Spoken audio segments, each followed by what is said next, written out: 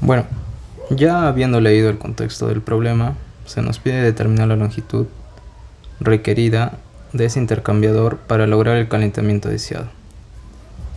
Como primer paso, tendremos que calcular el calor absorbido por el agua. Entonces tendremos que usar la siguiente fórmula, que viene a ser la energía por segundo. Calor es igual al caudal másico frío por el calor específico del agua por la variación de temperatura. El caudal másico ya nos da como dato que es 1.5 por el calor específico del agua, que viene a ser 4.186 por la variación de temperatura, que viene a ser la temperatura de salida menos la temperatura de entrada, que es 80 menos 22.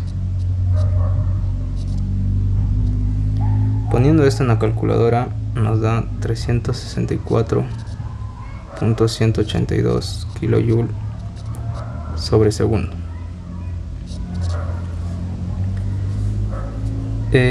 Como siguiente paso tenemos que hallar la temperatura de salida del fluido geotérmico, que viene a ser la parte de acá. Para ello usamos la misma fórmula.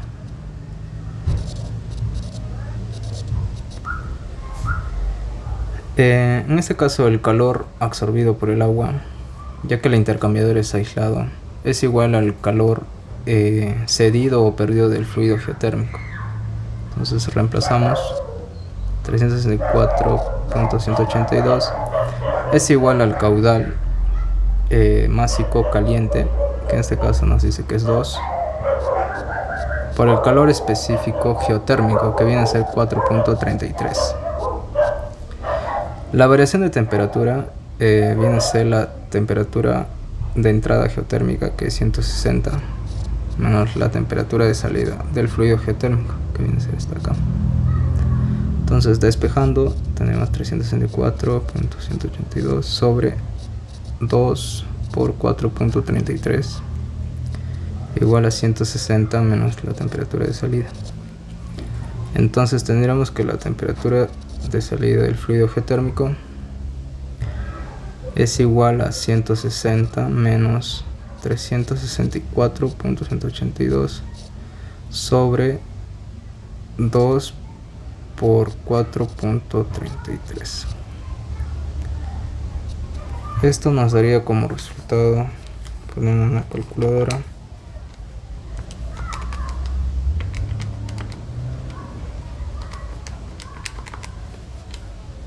$117.95 grados centígrados.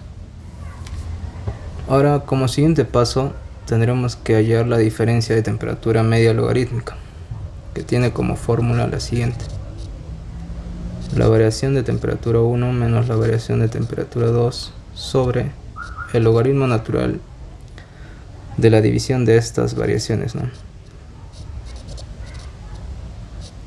Ahora, como en el problema nos dice que el tubo es de doble a contraflujo, entonces tomamos los extremos para hallar las variaciones. La variación de temperatura 1 vendría a ser 160 menos 80, esto nos daría 80 grados centígrados. Y la variación de temperatura 2, que viene a ser la temperatura de salida del fluido geotérmico que acabamos de hallar, 117.95 menos 22, que esto nos daría como resultado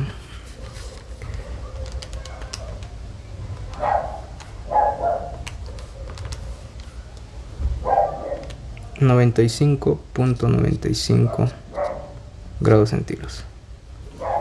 Entonces solo nos queda reemplazar la variación de temperatura 1, 80 menos 95.95. En este caso no importa mucho el orden, igual nos va a salir el mismo resultado.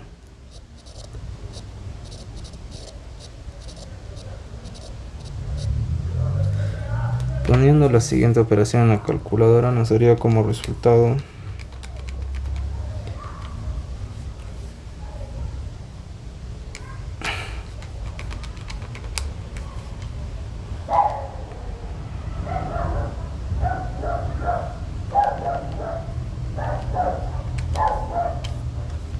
87.73 grados centígrados. Ahora tendremos que hallar la área superficial del tubo para que pueda transferir el calor, ¿no?, que se desea. Entonces para ello tendríamos que usar la siguiente fórmula: calor por la transferencia de calor total, que viene a ser la U, por el área superficial, por la diferencia de temperatura media logarítmica. Para hallar el área tendríamos que despejar, ¿no? Tendríamos el calor, el área sería igual al calor sobre la transferencia de calor total por la diferencia de temperatura media logarítmica. El calor es el que hemos hallado inicialmente, que es 364.182. La transferencia de calor total del intercambiador nos da como dato que es 650 por el dato que acabamos de hallar, 87.73. Poniendo esto en la calculadora, 364.182 sobre 650 por 87.73, que esto nos da como resultado que el área vendría a ser 6.39 metros cuadrados. Bueno, como siguiente paso, ya que tenemos el área, tendríamos que hallar la longitud. Como en el problema nos dice que es un tubo, viene a ser como el área del cilindro, ¿no? Y el área del cilindro es pi por el diámetro por la longitud. Entonces despejamos. Para hallar la longitud tendríamos que la longitud es igual al área sobre pi por diámetro, que digo. El área la acabamos de hallar, que es 6.39 sobre pi, y el diámetro nos dice que es 2 centímetros, que 2 centímetros viene a ser 0.02. Poniendo esto en la calculadora, 6.39 pi por 0.02 nos daría que la longitud sería 101.7 metros. Y esa vendría a ser la respuesta de este problema. Gracias.